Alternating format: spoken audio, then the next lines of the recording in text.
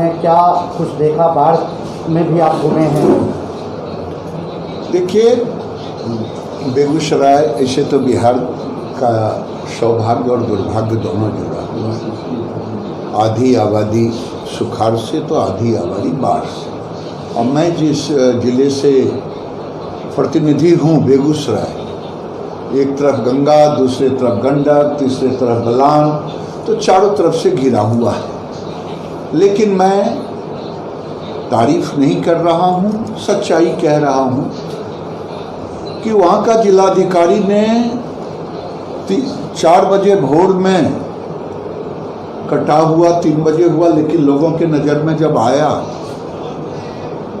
और 6:30 बजते हम लोग, मैंने हमारे अध्यक्ष, हमारे प्रतिनिधि सब लोग जुटे और डीएम का भी प्रतिनिधि पहुंच गया, एडीएम, और सारी कार्रवाई करती। सबसे ज़्यादा खुशी मुझे हुआ जब कल मैं घूम रहा था बांध पर, बाढ़ पीड़ित जो बांध पे रह रहे थे, तो डॉक्टर दवा भी दे रहे थे, एंटीजन से सबका कोरोना का टेस्ट भी हो रहा था।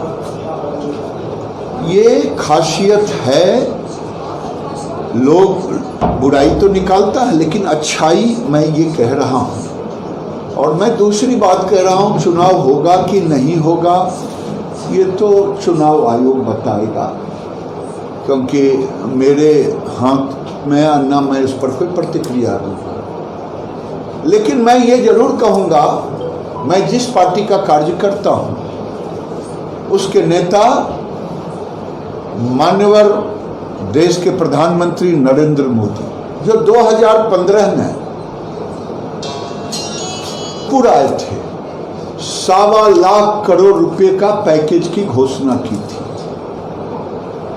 और 1.25 लाख करोड़ के पैकेज की घोषणा के साथ साथ आज अभी चुनाव डिक्लेयर नहीं हुआ है, एक एक पाई को जमीन पर दे दिया।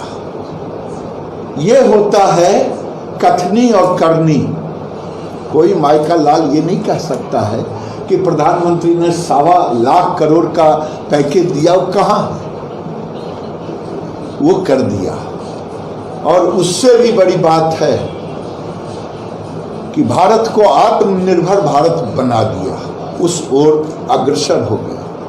अब पहली बार हम ताइवान को बरमोश हम एक्सपोर्ट करने जा रहे हैं। आज तक तो डिफेंस के सारे चीज़ हम इंपोर्ट करते हैं, और प्रधानमंत्री, रक्षा मंत्री ने कहा कि 100 आइटम को हम इंपोर्ट नहीं करेंगे। अब हम आत्मनिर्भर भारत में एक्सपोर्ट कर रहे हैं। आत्मनिर्भर भारत में जिस भारत के पास कोरोना के आते ही पूरी दुनिया नरेंद्र मोदी को मैनेजमेंट गुरु के रूप में स्वीकारा, हमारे पास एक इंस्टीट्यूशन था टेस्टिंग का, आज 1500 से ज़्यादा हो गए। गांव गांव टेस्टिंग अब हो रहा है। लैब नहीं था, जो डेलिकेटेड अस्पताल नहीं थे, बेड नहीं था, आज 12-13 लाख बेड हो गए, 11 लाख से ऊपर टेस्टिंग हो रहा है। और सबसे बड़ी बात है, जो पीपीई किट या N95 या वेंटिलेटर हम इंपोर्ट करते थे, अब एक्सपोर्ट करने की ताकत में है। यही है आत्मनिर्भर भारत। नरेंद्र मोदी ने जो कहा है, आज भी मन की बात में आत्मनिर्भर भारत को ही उन्होंने कहा, और उन्होंने जो एग्जाम्पल दिया खिलौने का, हमारे यहाँ तो काठ का खिलौना एक से एक बनता था। अब टेक्नोलॉजी उसमें हम जोड़ेंगे। हमने 59 ऐप को हटा दिया, लेकिन उसके सब्स्टिट्यूट भी लाना शुरू कर दिए। इसलिए जिस दिन भारत आत्मनिर्भर भारत की ओर अग्रसर नरेंद्र मोदी ने जो कहा है वो हो रहा है। और मैं समझता हूँ कोरोना काल हमारे लिए आपदा रहा, उस आपदा को भी देश के 70 से ऊपर देश हैं जिनकी आबादी 80 करोड़ 90 करोड़ से नीचे है, लेकिन भारत के 80 करोड़ के लगभग उसके ऊपर लोगों को 8 महीने का भोजन देने का, यही आत्मनिर्भर भारत, यही गरीब कल्याण, यही भारत के प्रति संवेदना नरेंद्र मोदी का है। और नरेंद्र मोदी का समर्पण, एक तरफ अगर 2014 में लोकतंत्र को दंडवत किया, सर झुकाया, समर्पण किया, वहीं राष्ट्र के प्रतीक राम जन्मभूमि में भी उन्होंने समर्पित कर दिया, जो 500 साल से नहीं। सर, आप क्षेत्र से घूम कर आ रहे हैं, गांव देहात, बाढ़ के एरिया, तमाम जगहों पे घूम के आ रहे हैं।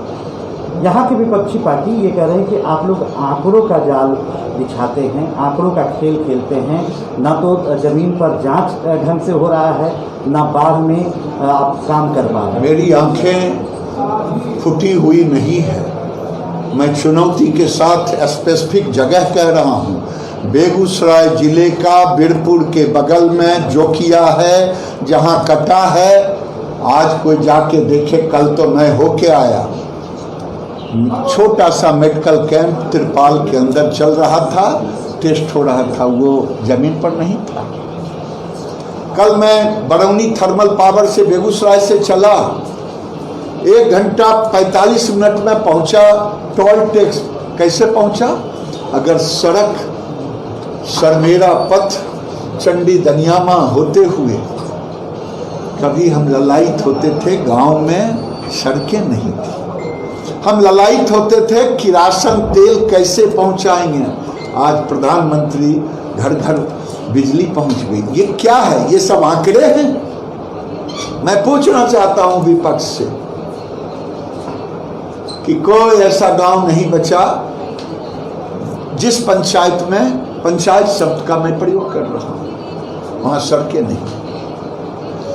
जो हमारे गरीब भाई थे, उनको किरासन तेल ललायित रोशनी जलाने के लिए आज सौभाग्य योजना की ओर से घर घर बिजली है। ये सब आंकड़े कह करके गरीबों के दिल से मोदी को नहीं निकाल सकते।